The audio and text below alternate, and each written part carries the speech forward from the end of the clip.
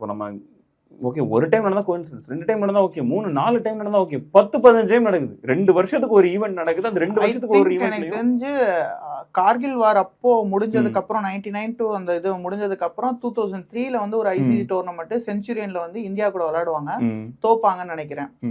பாகிஸ்தான் வந்து தோப்பாங்க.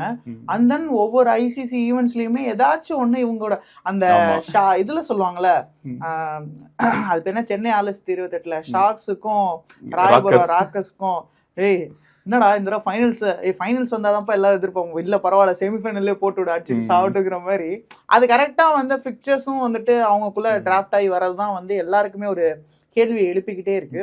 ஸோ இல்லை இப்போ என்னன்னா ஒரு பிசிசியோ பிசிபியோ சரி, இப்போ அவங்க 2 பேரும் நாங்கள் ஒருத்தர் ஆட நாங்கள் முடிவு பண்ணலாம், நாங்கள் இதுக்கப்புறம் ஆட போகிறதுல அப்படின்னு முடிவு பண்ணிட்டாங்க அப்படின்னா எப்படி அங்கே மேட்ச் ஃபிக்சர்ஸ் ரெடி ஆகும்போது ஃபர்ஸ்ட் மேட்ச் அவங்களுக்கு வருது. 2 பேரும் ஒவ்வொரு வருஷமும் ஒரே குரூப்ல இருக்காங்க அப்படின்னும் போது அந்த ஒரு சைடு நம்ம பொலிட்டிக்கலாக இருந்தாலும் இன்னொரு சைடு நாங்கள் பிஸ்னஸாகவும் நாங்கள் பார்த்துப்போம், நாங்கள் பொலிட்டிக்கலாக விளையாட மாட்டோம்னு சொல்லிப்போம், பட் பிஸ்னஸாக நாங்கள் விளையாடிட்டே இருப்போம் அப்படின்ற அந்த ஒரு முரணுமே இல்லை ஒரு விமர்சிக்கப்பட வேண்டியது. ஒன்று நீங்கள் விளையாட மாட்டீங்கன்னா விளையாடாதீங்க, இல்லை நாங்கள் விளையாட போகிறோன்னா விளையாடுங்க, நாங்கள் இதுவும் பண்ணுவோம், பொலிட்டிக்கலாகவும் எங்களுக்கு வேணும், பாக்ஸ் ஆஃபீஸாகவும் வேணும் அப்படின்ற ஒரு விஷயம் வந்து பெருசாக விமர்சிக்கல. இப்போ இதில் யாரை வந்து யார் வந்து இதில் வந்து எப்படி சொல்றது ஏமாத்தப்படுறாங்கிறது தான் எனக்கு கேள்வியாக எழும்புது.